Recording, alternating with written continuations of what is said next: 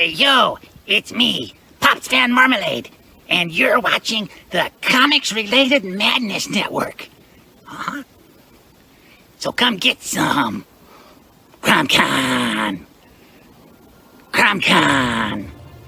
Hey, we want to shout out to our sponsors, Daytona Beach Comic Con. If you are a fan of comic books, if you're a fan of comic book conventions, and if you like meeting comic book creators and getting comics and comic-related stuff, then you need to make your plans to attend Daytona Beach Comic Con. This year's show is September 7th and 8th. Silverline will be there, so you should make your plans to be there too. We'll see you there. If you like comics and find yourself in the Orlando, Florida area, doesn't everyone come to Orlando at some point in time to see the House of Mouse? But when you're here, you need to make it a point to visit Coliseum of Comics, especially the one on East Colonial Drive. Even a limited edition Coliseum of Comics version of our comics. So, when you go, be sure to ask for Silverline Comics and tell them we sent you. OCD stands for Orlando Collector Deviants. OCD, Steve and Trish. They're a family of geeks who promote geek things, particularly those around the Orlando, Florida area. They're big supporters of Silverline, and we think you should be supporters of theirs too. Go give them some love. If you are an independent comic book maker and you need to get your independent comics made, you need to look no further than Kablam Digital Printing. They print our books and they do a bang-up job. They're not only trusted by Silverline, but many independent comic book makers. Head on over to kablam.com and see for yourself just how easy it is to have your comic printed by them. And tell them Silverline sent you. Hi, this is Tim TK, host of That Silverline Show on Tuesday. Join us at 11 p.m. Eastern, 8 p.m. Pacific every Tuesday night as we discuss pop culture and the joys of making comics. Hi, I'm Barb Gilbert, co-host of Silverline's Wednesday Wham. Join us each Wednesday nights as we discuss comics, literature, movies, and anything else that may catch our attention. I'm Roland Mann, and I host Silverline's Silver Sunday. Join me every Sunday at 8 p.m. Eastern as we make mine Silverline.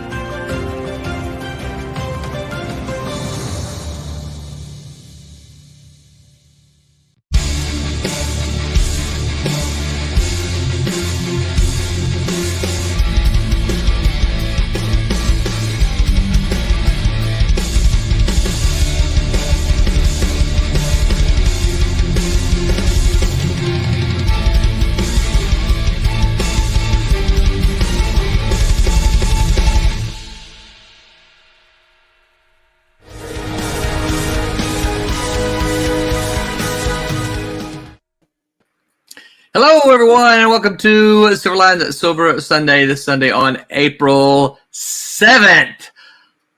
How are you all doing? Good. Good. I'm excellent.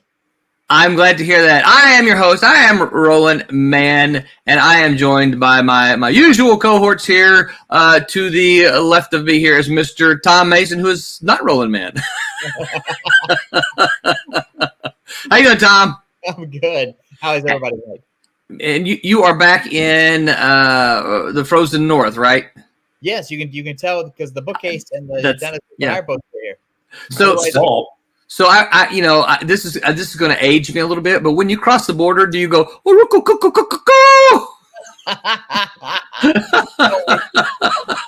put on my jacket and I switch passports. That's it. Okay. And just below me here is the usual Miss Roberta Conroy, Silverline Team Up Colors. Oh, yes. Hello. How you doing, Roberta? I'm good. Good. Glad to hear it. And to my catty corner down there, Mr. Mike W. Belcher, that man in the mask guy. Howdy. Hey, Mike, how are you? Good. How about you? I'm hanging in there. I'm going to do this real quick because you guys have been in this situation. You know that it's dangerous. So a little program for my dad here.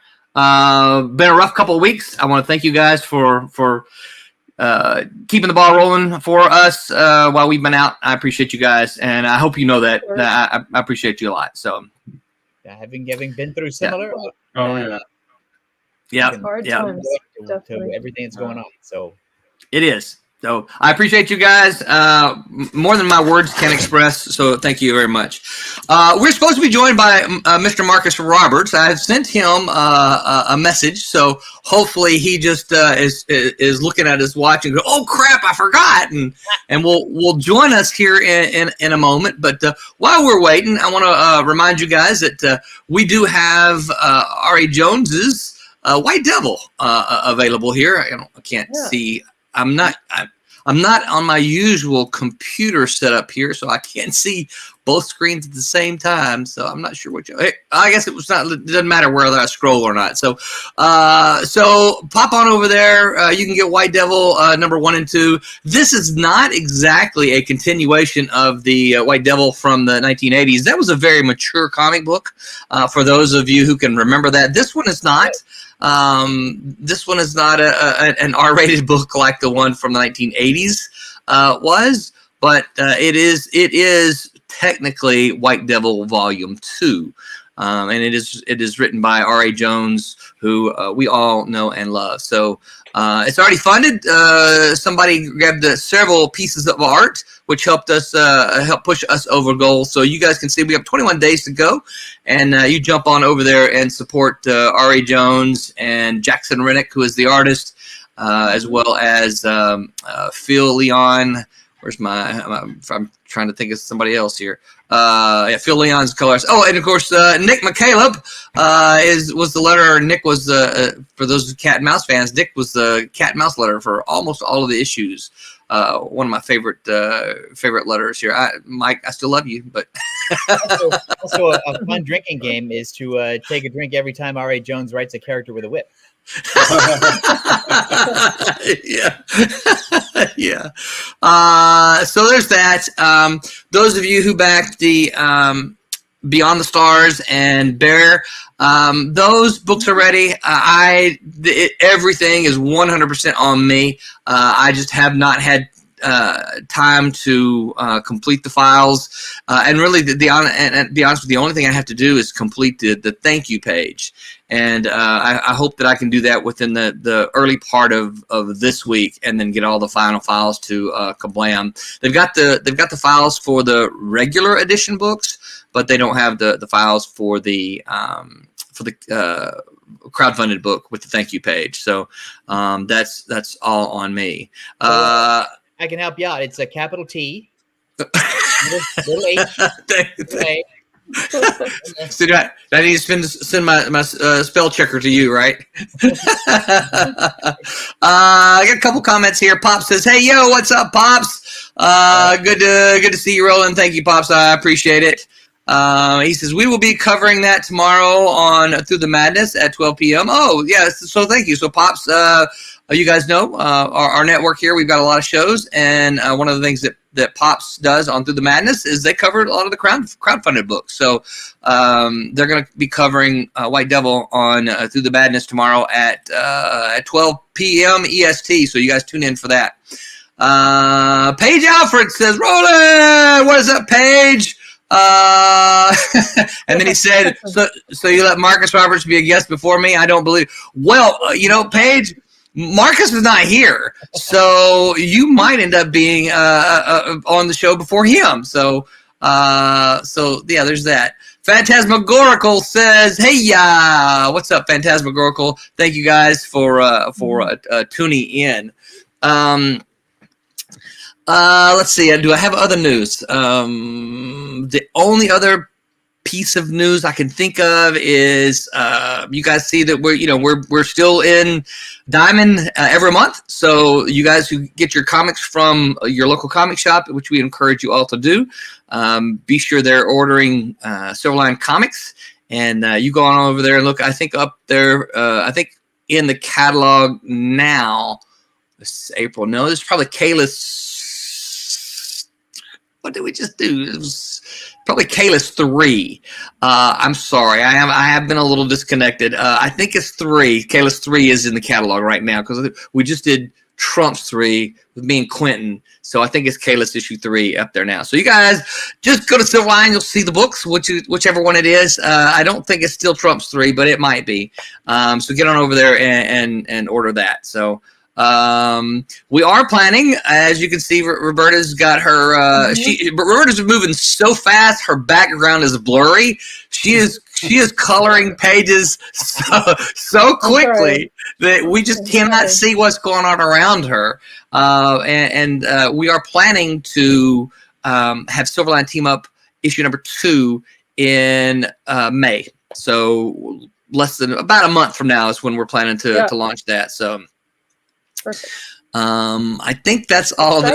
Yes, I'm excited too. I'm excited to bring that to folks. Paige says, "When can I get that cat and mouse trumps crossover with chess?" Well, we can always talk. Let's talk. Benjamin Soto says she's coloring in the Speed Force. That's what. Ooh, that's cool. Yeah. I'm gonna make that work. So Tom, you just got back from WonderCon. I did. You want to give us a little WonderCon report? Yeah. So it rained, which is It's inside though. It's like the first Southern California convention I think I've ever been to, where it rained on 2 of the 3 days. So it was crazy. 2 of the 3 days. Wow. And it affected. WonderCon is a huge cosplay convention because what they have in the front of the convention center, what they have is this great sort of, it looks like the steps to the Hall of Justice. I think I've seen George Perez with pictures on that. Yeah. It's got sort of an arch. So it kind of looks like it's a great place for cosplayers to get up and sort of take their picture. And you will always, like every morning when I walk there and every afternoon when I leave, there's always like everybody assembles. Like all the Marvel characters who are dressed up, all the Batmans who are dressed up, all the Justice League characters who are dressed up. All the Marvel movie characters are dressed up, and they get all these fantastic group shots of just everybody, and it becomes like this real community. And it's sort of weird to see Batman holding an umbrella. And well, that's the Penguin's umbrella. He took it from out of his trophy case. He's the only true rain-powered cosplayer. So there was that. Our old friend Steve Englehart was there. Nice. Nice. He seemed to have a good crowd of people from all of the companies that he worked for, from Malibu to DC to Marvel to everybody. He was holding court. Tony Isabella was there. Okay.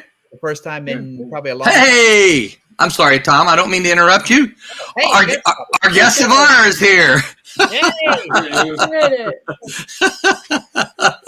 Hello, Mr. Roberts. How are you? Oh, I'm doing good, man. How's it going? I would have technical difficulties when I'm supposed to be on. Let's see if there we go. That's a little bit better. Let me get the banner off your head. I like putting it on Mike's head, but I can't. Let's see. There we go. Okay. I was proud to be associated with Silverline, man. Well, Marcus. Marcus Roberts has joined us. Tell us who you are for the folks who may not know you and what you do. Tell us who you are. I am Marcus Roberts. I am the COO of Second Sight Publishing. I am a comic book writer, particularly horror, comic creator. I've been in comics now, I guess, for the last, 12, 13 years or so. And do you like it? Good question. I like it. I think I have an advantage. I think I came in with an advantage because being as old as I was and being as old as I am now, I easily ignore all the BS. It's easy to sidestep all the stuff that doesn't involve me. I learned a long time ago how to keep my head down and, move through stuff.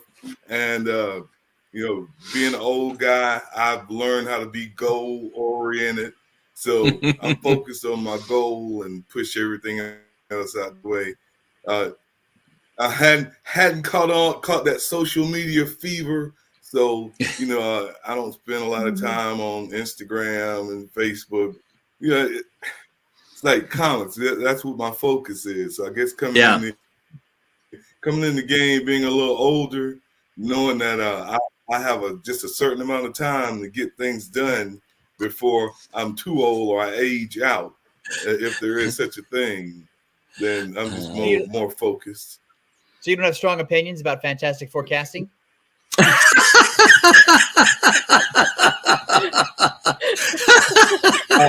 Just dive him right in there. Because I remember the first four, and now I'm looking at what they're producing in movies, and I'm thinking, okay, do I want that? Because you remember how that ugly Ben Grimm that didn't look anything like the thing from the comics. They couldn't get the Rocky texture. I mean, he was like a guy in an orange suit with lines drawn on it. Yeah. So we've gone from that to what we're producing now. So I'm happy. I don't care who's playing the role. Yeah. There you go. They can make Roland Reed Richards, and I'm still gonna watch it. Hey, I would make a great Reed Richards. You would, actually. That's that thing about being a certain age. I've even got the white right up here.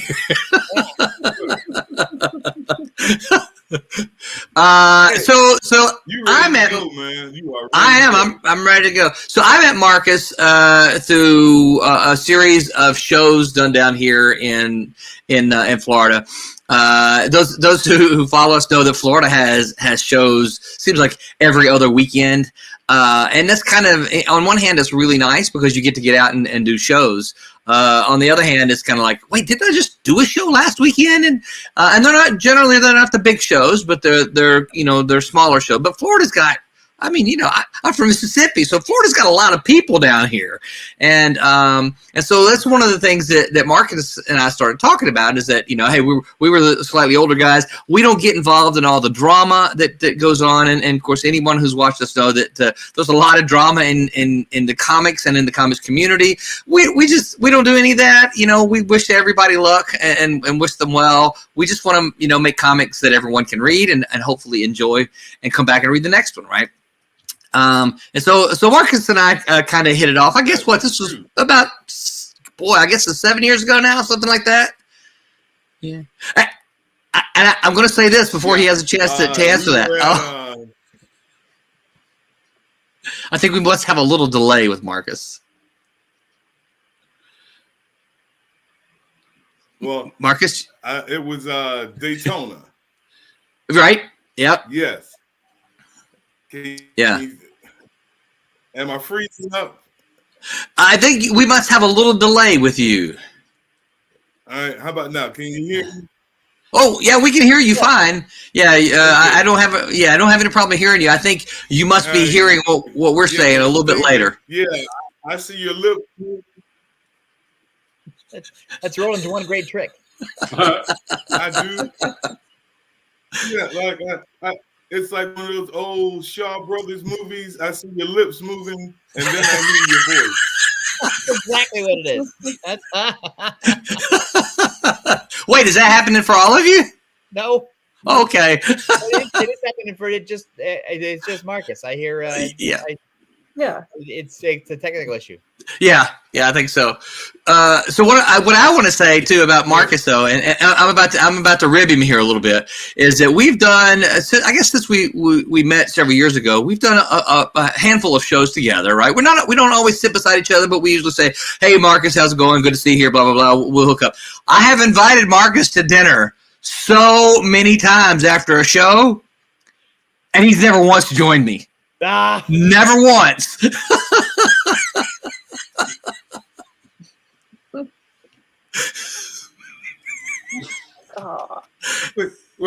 What you don't understand, man, I drive back and forth. I enjoy driving. So it doesn't matter if the show is in Miami. I drive back and forth. So it's like, okay, do I want to sit and chill, or do I need to hit the road? So because I got to fight the traffic on I-4 going through Orlando, and it's like, I love you, man, but that traffic is a beast. Yeah, I hear you. What's the solution, Tom? I think the solution is that, Roland, you get in Marcus's car and you hit the drive-through.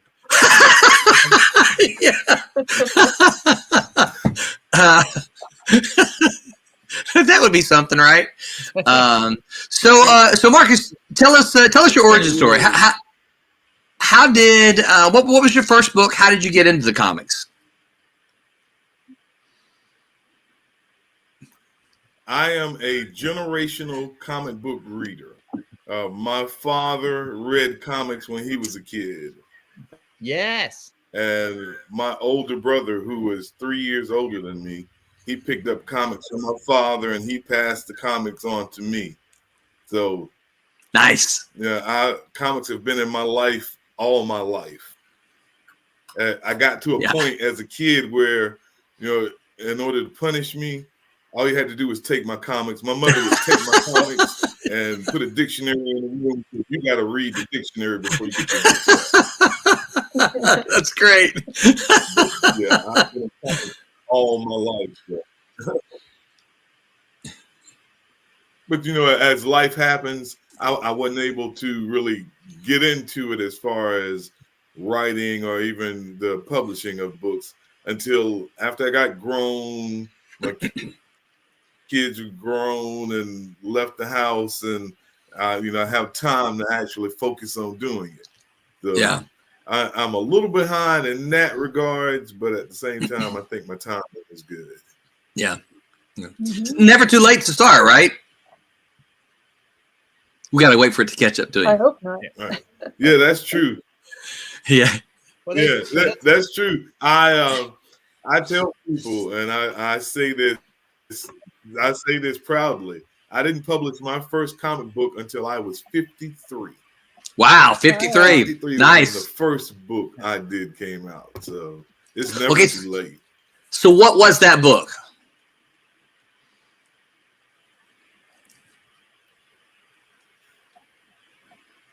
We lost him. No, he's there. The Protector, and it was it was The Protector. It came out in 2018, and in 2019 it was nominated for a Glyph Comics Award in the Rising Star category. Sweet, very nice. Congratulations! I didn't know that. So do you think the? Oh yeah. I was very proud of that. I published the book. Go ahead, Tom. It's just I love the time. Go ahead, Tom.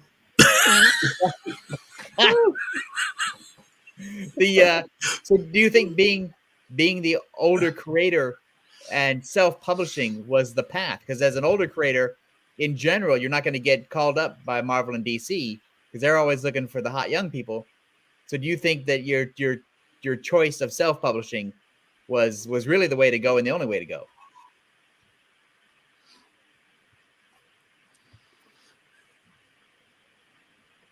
Well, let me start off by saying I never wanted to work for Marvel or DC. If y'all out there listening, that doesn't mean you can't hire me because I work for free. But I never wanted to work for Marvel or DC. I wanted to do comics, and entering comics, when I entered it, I knew that there were a lot of different avenues to do this. And depending on what goals you set as far as what kind of status do I want? Do I want star status? Do I want to be like the man in comics? And I wasn't looking to do any of that. I was looking to, bring my childhood passion to life in the form of publishing a comic book, and being able to self-publish it was a big help.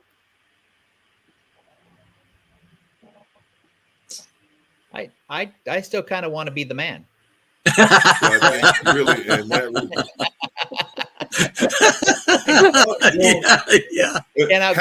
having been in comics as long as I have been now, you see that these guys, that this is the thing, and I have this discussion with some other publishers. You get a comic book cover, and it's like 6 to 8 names listed on the front of the cover because everyone wants to be the man. They want that exposure. They want that credit. You look at the old covers, you didn't see anybody's name, not unless the cover artist snuck his signature in the artwork. Yeah. You didn't start seeing names appear until like the mid to late 70s. And even then it was sparse, it was sporadic. But now it's like you can't see the cover artwork because you got 10 names listed. Because the person who did the breakdowns for the layout guy and the layout guy and the person who mixed the paint for the colorist, you know, they all want their name on the cover. Well, that's one of the reasons I've always loved Tom's book, Dinosaurs for Hire, because the logo, if you look at it, it's Tom Mason's Dinosaurs for Hire. You know exactly. I'm the man. The thing is, and this is the secret. By incorporating your name into the logo, they can't steal it from you. Yeah. That was smart.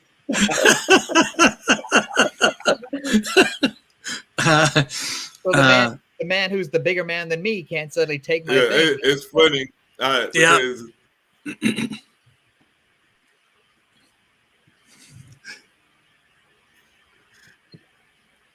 I missed it. it's funny because I would tell people, like, when I was growing up, the only name that I really knew in comics was Stan Lee. Stan Lee. Because at the start of the Marvel comics, it always said Stan Lee presents. Yeah.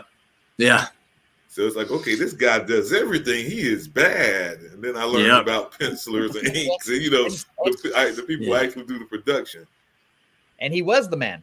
He was the man. Yeah. Mm-hmm. Yeah. And I think the first name I learned after Stan Lee was probably George Perez, because I loved, I remember seeing the Avengers and thinking, this is different than the other comics. I like the other comics, right? But this is different. This one has something different about it. And so I was, you know, trying to figure out as a kid, like, well, it looks different. I like the artwork. Why do I like the artwork? Oh, look, there's some credits. These people made it here. And you know, and that's when I began to realize that, oh, this is drawn and written by people, not necessarily Stan Lee. And so Steve Englehart and George Perez are some of the first names that I recall, you know, learning who, as creators, learning who made the books. The first name I remember seeing on a cover was Steranko, because he always made sure to typeset his name in clear, easily readable letters, and he would always put it in a place where it wouldn't get cut off. Yeah, yeah. And he didn't use his initials. He didn't use, you know, his first name or whatever. It's just Steranko. Steranko. He branded all of his covers. Yeah, yeah, that's cool. Vic, good to see you. Vic Dude says, "What's good? Good to see you, Vic." What is good? Is that you know? That he you know what? He didn't have a question mark on it, so I'm not sure it's actual question. I just think it was a what's good? What's good? Okay, all right. Just I'm not up on my teen slang. Yeah, let's just hope Vic's not doing that while he's driving. So was the Protector? Was that a Second Sight book?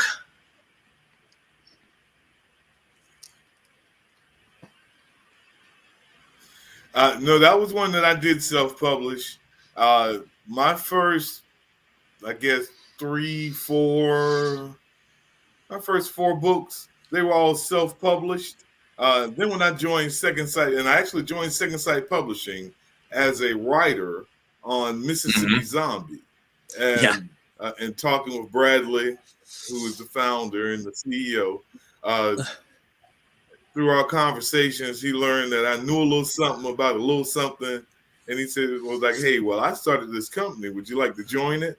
And I was like, "Okay, sure." You know, I'm watching Judge shows during the day, so yeah, this would be a good thing to occupy my time. So and we went from there.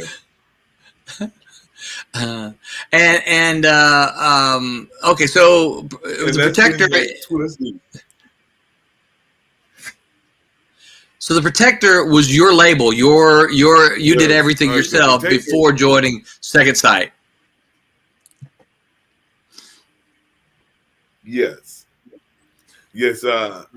I did it along with Amelia McClure, who is an artist out of, she was living in Orlando during the time. Okay. This was her first comic book. So, and this was my first comic book. So for both of us, as first, we were very proud of what we accomplished and getting that Glyph Comics Award nomination. Yeah. Yeah. Occasionally, My, the mice second book on Marcus's actually internet stop was running. An adaptation. Yeah, technical difficulties. But my second book was Hedge Hollow, and I did that with Sonica Ellis. Okay, I don't think I know And that one. I've got the nominated for Protector. Glyph Comics Award following. Yeah, Hedge Hollow. That was done. That's 2020. It was nominated for a Glyph Comics Award, and then I did a second issue of the Protector, which was nominated for a Glyph Comics Award in 2023. And then that's when you. So when did you join Second Sight then?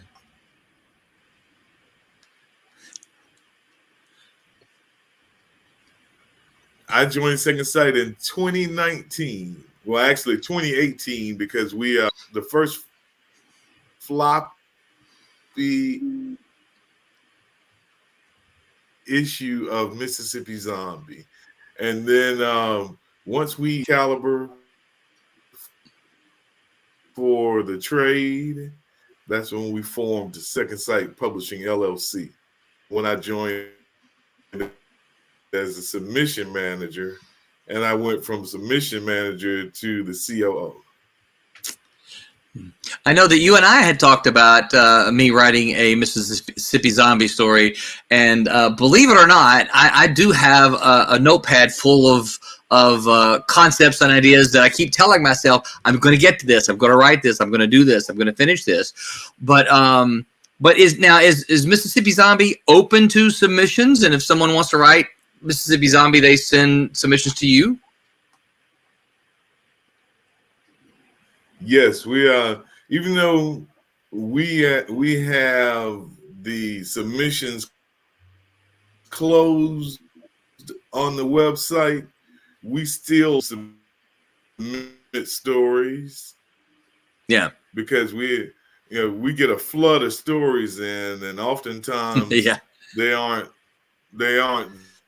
zombie stories. The stories have to be zombie stories, and they have to be located in the state of Mississippi. Yeah. That's why it's Mississippi Zombie. Yeah. And we'll get vampires and it's in the title. Get werewolves in London, and you know what I mean? Like, and it's like, yeah, your stuff is good, but do you have a zombie? How did you find your artists when you were? You understand that, and I know as a publisher, you yourself understand it as well. And so they send their stuff in so you can look at it.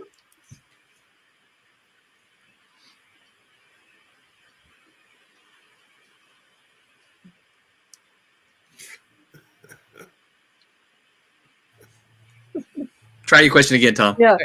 So how did you find when you were first starting out? It's like the Wheel of Fortune. It is. All right. Okay, I love you all are all computers. in. Repeat the question, and I believe I might be able to get it. Excellent. When you were first starting out with your first two books, how did you find your artists?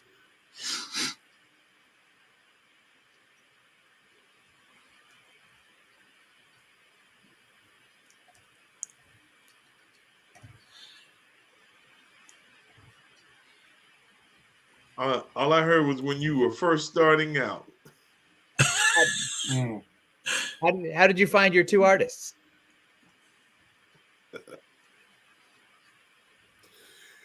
I belong to a group called ICC, Independent Creators Connection.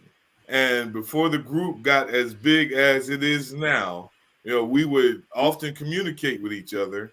And this young lady, Amelia McClure, is in the group. And when I found out she lived locally, she sent me some of her artwork, which I loved. And I said, hey, well, let's do this project together. Because, you're right up the road. Yeah.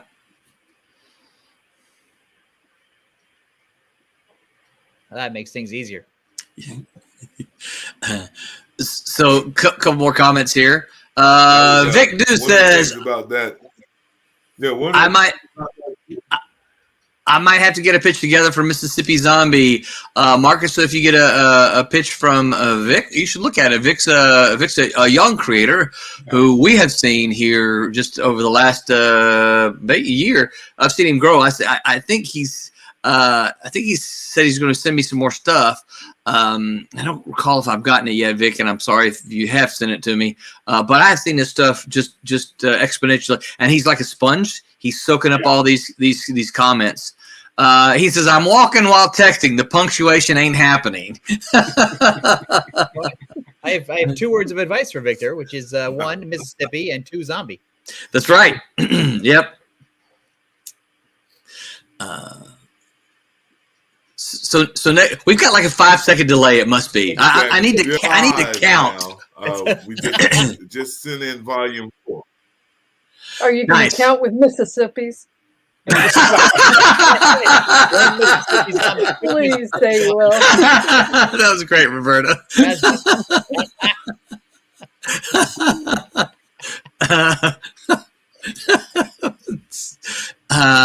So any other questions?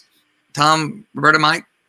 Why horror? How did you get, what was your interest in doing horror comics?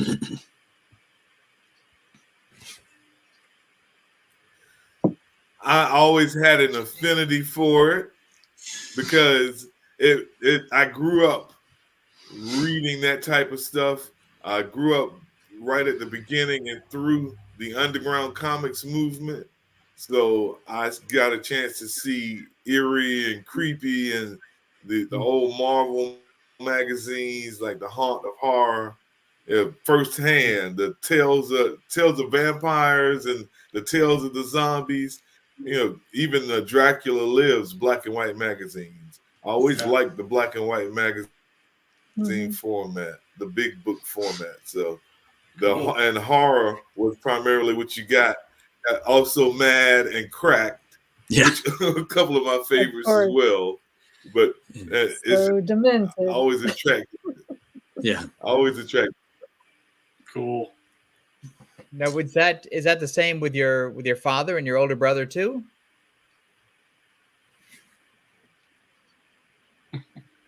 Now, my father was into war comics. Okay. And my brother was into more science fiction. Okay. Very cool. Thomas Flormonti says, "Sorry I couldn't make it tonight. Good to see everyone." Marcus, my man. Well, Tommy's off the show now anyway, so.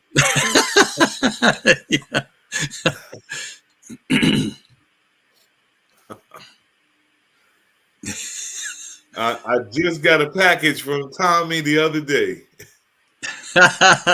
Yeah, he's good about sending packages out, isn't he? It's always nice to get a package from Tommy. Yep. Vic says, had to swap to YouTube. I guess maybe because it's easier to text to YouTube. Now, Marcus, so are these horror comics? Is this what you read as a kid? Is that you read the creepy and you don't strike me as being old enough to be around when EC Comics was around. But is that what did you read as a kid?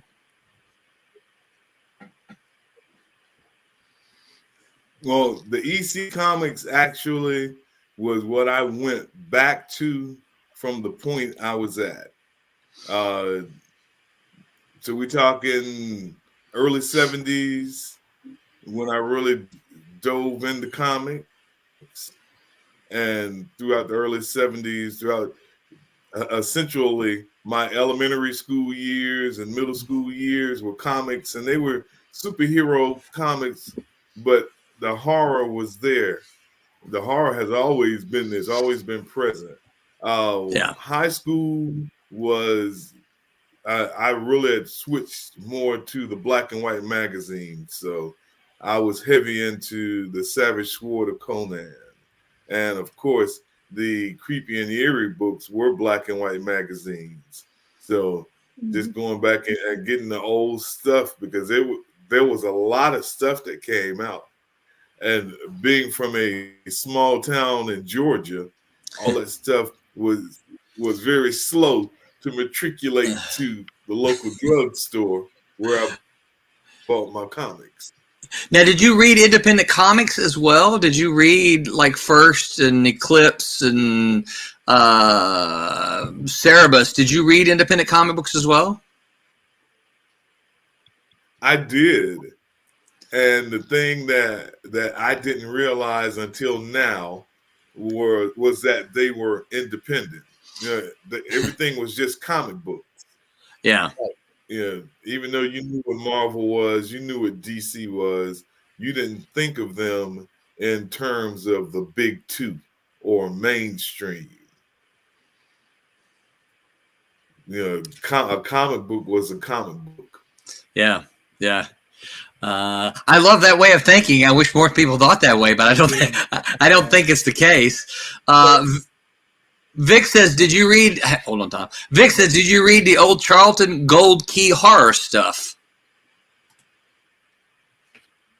Yes, that oddly enough, the Gold Key horror books were the only horror books that were able to escape the Comics Code Authority because their characters were based on the movie characters. Yeah. And since the characters were based on the movie characters, the Comics Code Authority couldn't do anything about the way the books were scripted.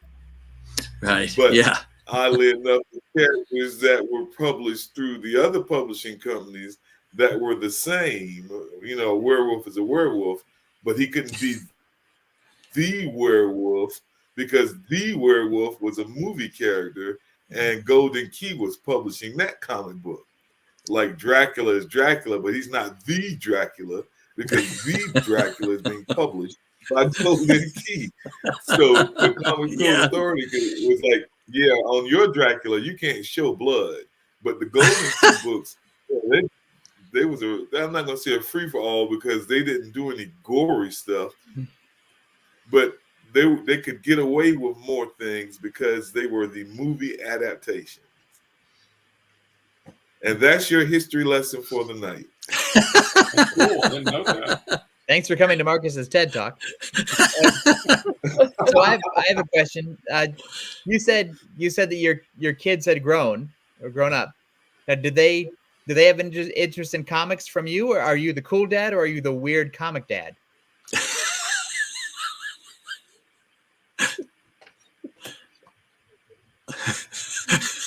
Well, they did have interest. My son started out with the comics, but he moved more to what most kids are, and teens, and the young adults, which is the anime and the manga. So like he turned me on to One Piece and Naruto, and even though I think I showed him Dragon Ball Z first, but he was showing me stuff as far as the anime is concerned. Nice. He slowly went into that as he got older. But it's still comics, so he's still sort of in the club. Yeah. And we would go to the comic book shop when he was younger, and we would take advantage of buying comics. He still has his box of comics in there somewhere. Man, if my dad took me to a comic book store when I was a kid, my dad would be like the dad holding his wife's purse while his wife tries on clothes. It would not be. That'd be my dad. That'd be my dad. My dad would be looking around and said, "You're spending your money on this?" Yeah, I'm going to the drugstore and get cigarettes. You just. My dad was like, "You worked hard for this. Why are you spending your money on this?" Yeah, we get booze at the house. You don't need to waste your money. Yeah. Vic says They also didn't have a code symbol. They had the Dell Pledge. That's kind of cool. And then Vic says, yeah, your son is going to hit up an Arctic Press. Huh. I doubt it. Tokyo Pop, maybe. Maybe Tokyo Pop, maybe Media Bang. But yeah, he's immersed in it. As are a lot of the kids. Like, it really isn't. I don't see it as competition because it has been here in the United States for the longest. One of my friends, Reggie Byers, he was one of the original people who drew Robotech. And we know how long Robotech, we're talking the 80s. Yeah. So it has been here for the last 40 years. So it's really like a big competition. Did Malibu do some Reggie Byers stuff? Yeah, Malibu had Shuriken. That's right. Yeah. That's right. Yeah. That's right. And I think Reggie is still making comics too. Yeah. I think I thought he came back. Yeah, because it's a big club. It is. Second Sight Publishing actually will be publishing another one of his titles, another one of his manga titles, Crescent, and that should be coming out this year. Oh, cool. Very cool. I'm glad to hear that. Fred Perry is another guy like Reggie Byers. He's still around here. Fred Perry. And when you tell people, like, hey, we have a guy here in the States, because he wasn't the only one. There were several artists, but you tell them we have guys here in the States that have been working in anime and manga for 40 years. It's eye-opening to a lot of people because they think it's like a new phenomenon or an invasion that's happening. But yeah, it's been around for the longest. Yeah. Independent comics are much that way. I think when folks discover them, they're like, "Wow, look at this new stuff." Independent comics is like, yeah, they've been around for a long time. You just didn't know it. A new idea. Yeah. Tom, I think I interrupted you a while ago for a question. Did you have another question, or did you ask it? Oh, I'm sure I did, but okay. I'll come back with it when I want to interrupt somebody again. Well, I interrupted you that time. So Marcus, what is your because I see you at a lot of the Florida conventions. Do you or does Second Sight do you have like a convention calendar that you do, or do you have a plan for your conventions? Do you? But you said you're in Georgia, so do you just kind of do regional shows? How do folks come see you? How do folks come find you?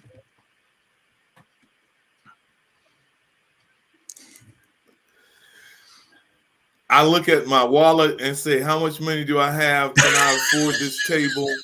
And then I decide if I'm going to do the con.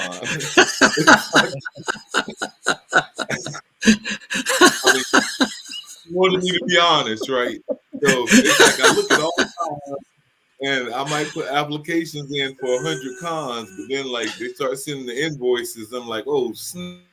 $400. Okay, well. So how do you choose the shows that you want to do? A lot of locals.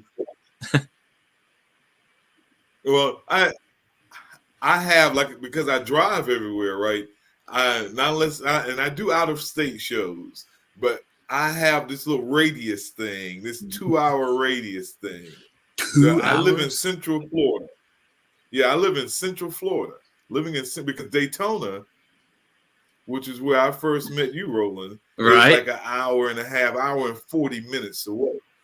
But so I go 2 hours, the 2-hour radius, and find all the places that are 2 hours away and look for cons that's happening in this radius that I've drawn, and then I apply for them. If I want to do something bigger or out of state, then it takes some planning. But the local shows, the shows that are close by, they'll fill up a schedule because being here in Florida, you might have a month where there's 7 or 8 different events happening. Yeah. And you can pick and choose any place in the state to go. Yeah. Yeah, that is one thing that I think we have an advantage over other states, is that we have so many shows down here. Yeah. Now, because even just doing the local stuff, I can do 2 shows a month. Yeah. Yeah. So what's next for you? What's next for Marcus? April 20th, I have the Clearwater Library Con, which is always a good show. They have a very solid support base there. The people come out, and this is like my third or fourth time doing it. So it's one of those local shows. It's right there in that radius that I'm talking about. Yeah. And then after that, I'll be in Atlanta. That's the following week. I'll be in Atlanta. That's like an 8-hour drive. I'm looking at it. Yeah. Well, see, I have family there, so I've eliminated my hotel costs. There you go. And I'm driving, so all I'm spending is gas. But I'm looking at this the Siesta Con May 11th as well. Okay. Where's that? That's in Bradenton, if I'm not mistaken. Okay. Yeah. They actually just responded back to me. Yeah, I think it's Bradenton. But as I said, I'm working my radius, because after that, the following week is a con in Miami. So that's like 4 hours. Those are my 2 shows. Yeah, I'll end up staying down there. Yeah. Well, I'm gonna adopt the phrase "working my radius" as part of my lingo, because I think it makes total sense, and I never heard anybody refer to it that way before. But it's if you're an independent publisher, I mean that's really the only way to do it. Yep. Yeah. Radius. Yep. Tom, your radius would include the Great Frozen North, wouldn't it? Yeah, I got my audience is mostly penguins.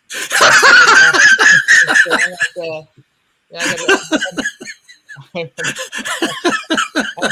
big with all the ice fishermen.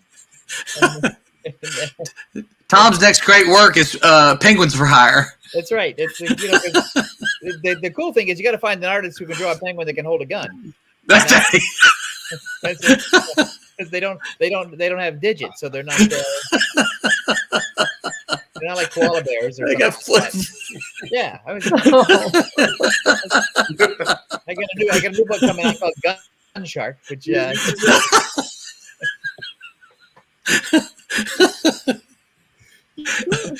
have to make sure it's a big trigger with a big trigger guard. Yeah. And the penguin just throws his head against the trigger. That's how he Yeah. It's more like a cannon at that point. Yeah. So Marcus, what's next for you as a writer, right? So I know that we just mentioned the conventions. What new projects are you working on? What are you excited about? What's new? What can Marcus Roberts fans hope to see from you in the coming months next year? I have a project coming out through Advent Comics. It is issue 6 of the Black Star Line comic series. Bradley and I are working on the Sunny. We still have another issue of that that's stripped out. And then I'm working on just short stories for the anthologies I do. The Mississippi Zombie, the Harvest of Horror, and Shook. Cool. I have a project I did with Milton Davis called Better Listen. It was a 64-page graphic novel that it's in production now. I actually have another one shot that I did with Dorfeus Jean and Sonica Ellis. and it's a pirate horror story, and we're working I on love the that. production of that now. Come on, take my money. Yeah, pirate horror. So that sounds cool.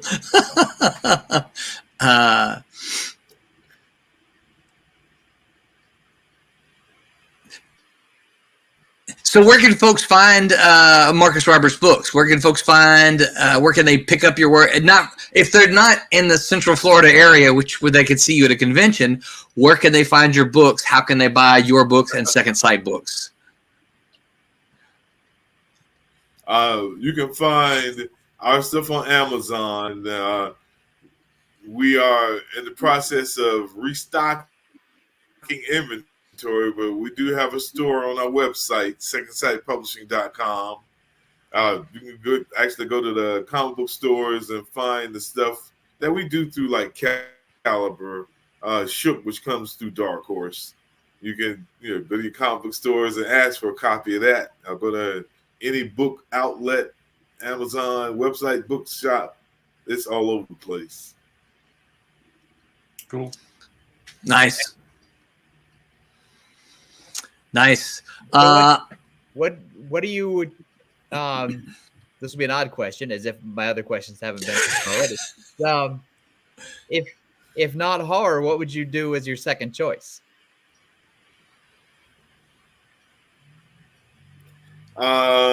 That's a good question. My second choice would probably be fantasy. I talked about being a generational comic book reader, and my brother was into a lot of sci-fi, and he was into fantasy as well. So I would read his old comic books. I remember him actually being the first person I ever knew to collect the whole Jedi series. He had all of them, all of the Jedi books back in the 70s. And one of his favorite comic books actually was Commandy. So, Yes. just I love Commandy. Oh man, Commandy was it. That would be like the choice of writing that I would do if I wasn't doing horror, because Commandy was exciting. The whole thing. Like I talk about learning Stan Lee's name, Jack Kirby was probably the next name that I knew because of books like Commandy and the stuff that he published himself outside of both DC and Marvel. It was something about his artwork that just drew me in. Yeah, but Commandy was my book. I enjoyed that. Yeah, we are the same, because Commandy was my favorite of the Kirby books that he did at DC, and I lived and breathed that book, and so much so that when I was at WonderCon this past weekend, I bought 5 old issues of Commandy that I know I have somewhere else. I know I have them stored away somewhere else. I just bought them again because I wanted to read them. I wanted to read them like right now. Yeah. So I didn't want to go dig them out. Well, and I will tell you, one of my prized possessions, I've got the was given to me as a gift, the Commandy, the artist edition. So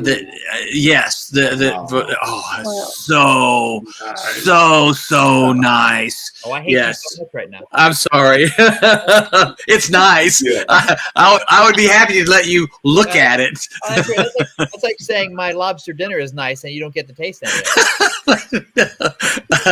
If it was handy, I would show you. I would hold it up and show. Maybe I'll do that. Maybe I'll get it handy next week and tease you with it on the screen. It's beautiful. I won't be here next week. Just Commandy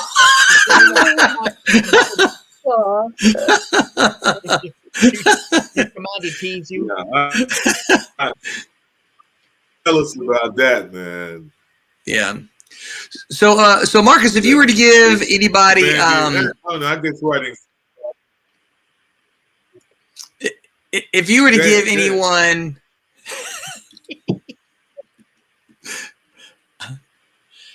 So my question is, if you were to give anybody who wants to make comics some advice, what advice would you give to aspiring comic book creators? I know you probably get this asked a lot of times at conventions. People say, hey, how do I get into comics? How do I break in? This is your opportunity to, and of course we know that won't happen, but this is your opportunity to answer that question for lots of people.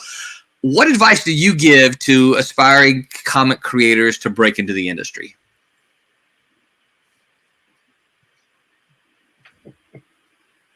My advice is to self-publish. Yes. Because with self-publishing, you are in control of your content. You're in control of your deadlines. You're in control of you're in control. You're in charge. Yeah. And everybody's book in bestseller the first time around. So don't be disappointed. Just go for your second issue or your next book. Yeah. I love that answer. And Me too. The thing that I love about self-publishing or being your own boss or whatever is that I think you find yourself faster as a creator. Mm-hmm. Makes sense.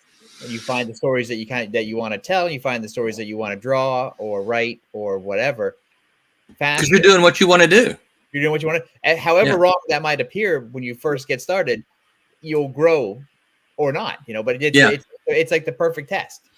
Yeah. Yeah. I'm a huge proponent of it. Yeah. No, I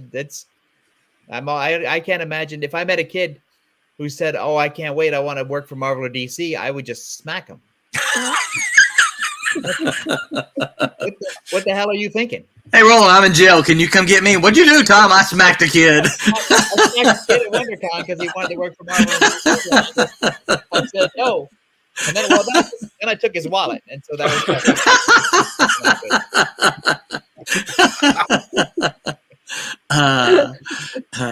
was. One thing about doing comics in the modern era is, people are more business savvy because of seeing how things were done before, and being more business savvy, you can actually control how your business is run.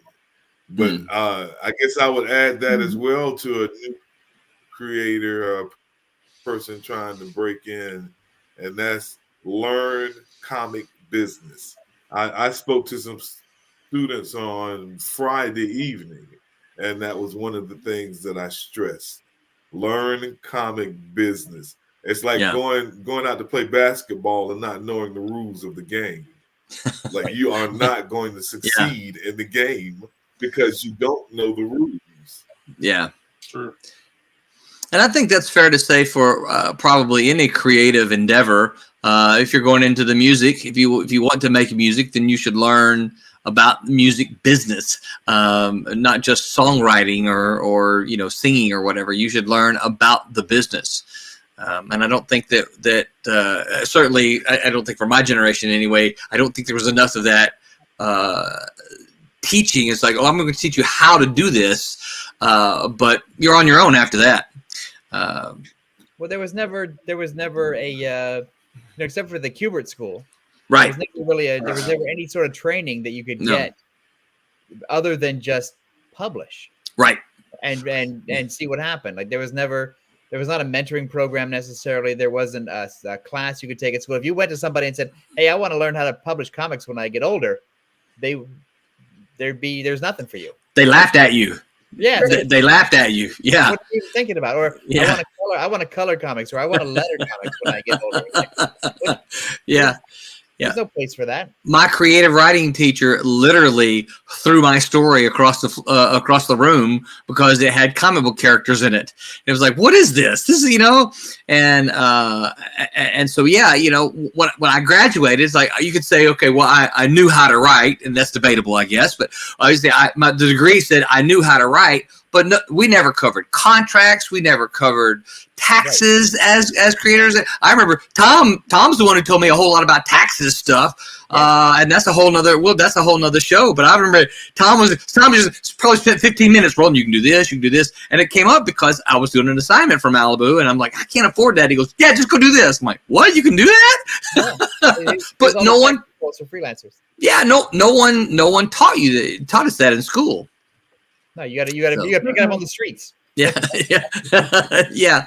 And I was fortunate to have Lorraine Haynes, who kind of adopted me and Steven and Mitch a little bit as a bit of a mentor. So not everybody gets that. Well, that's the thing about me. The thing about me entering in late, as we have pointed out, entering into the business late, is I would tell people when I started, I may have 1 or 2 years of comic book experience, but I have 3 decades of business experience I'm bringing with me. Right. Yeah.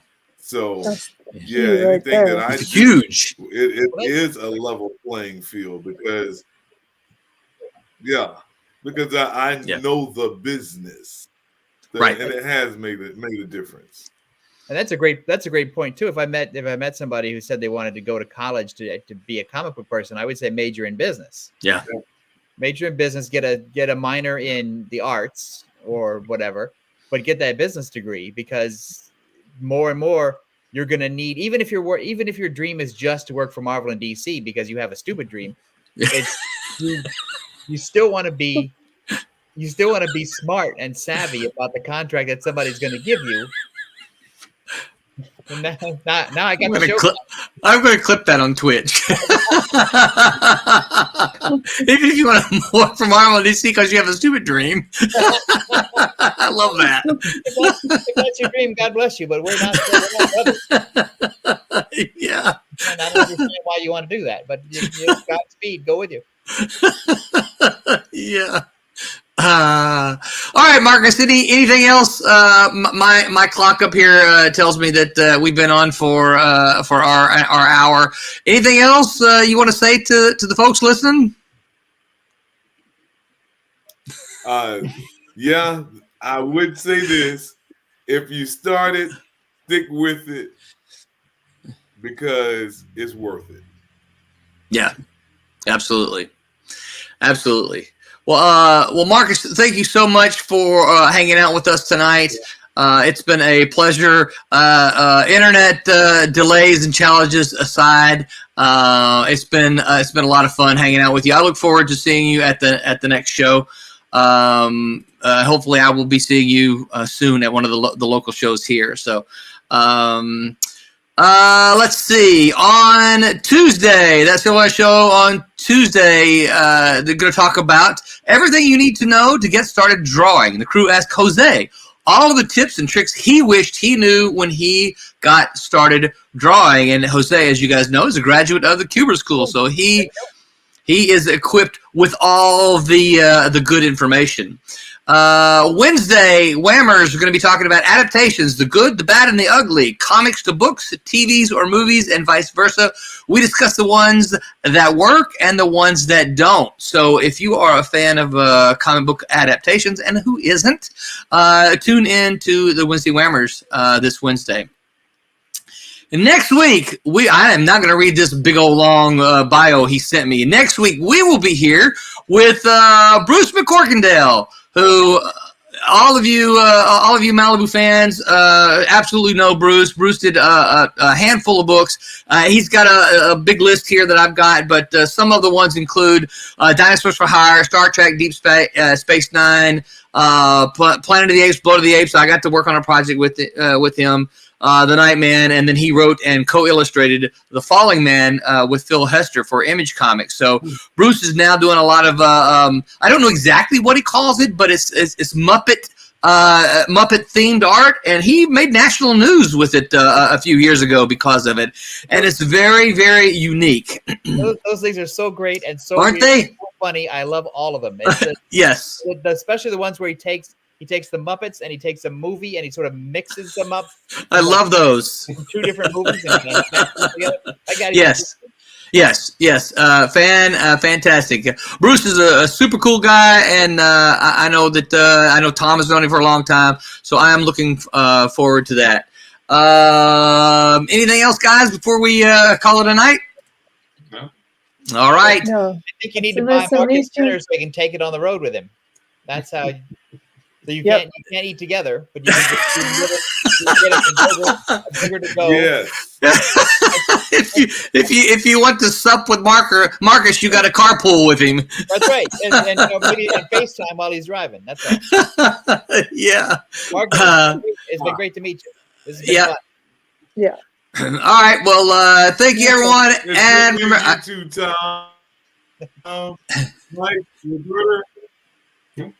Definitely. Nice to meet you.